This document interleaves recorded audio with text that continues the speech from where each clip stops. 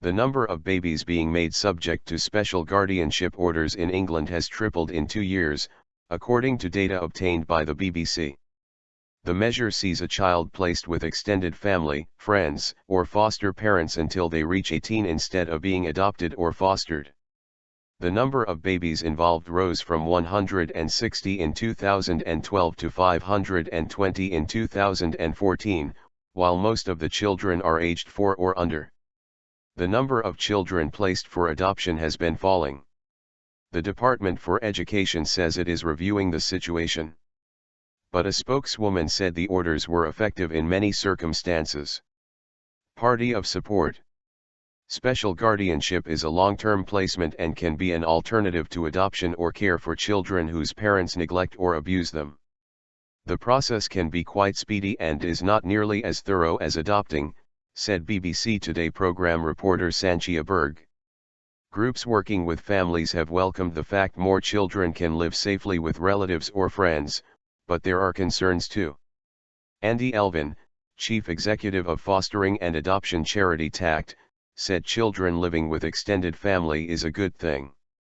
But he said there were concerns over whether assessments were detailed enough, saying some family members may not be close to the child before the process begins. He also raised concerns the level of post-placement support was not as high as it was after adoption.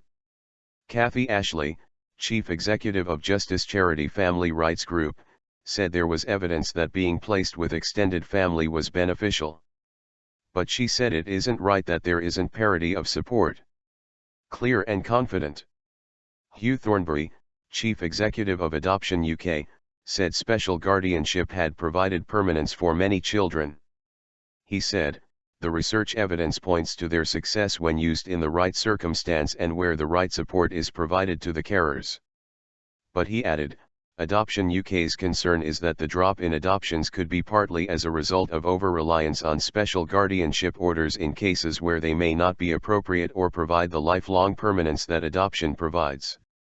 The last official set of figures for adoptions in England were released in November 2014. They show that in the 3 months to June 2014, there were 960 initial decisions to place a child for adoption, compared with 1,830 in the 3 months to September 2013. There has been a delay in publishing more up-to-date statistics because of the election, but figures cited by the independent newspaper this month suggest the trend has continued. The British Association for Adoption and Fostering told the BBC that recent court rulings had underlined local councils need to consider all options, such as placing with birth relatives before seeking adoption.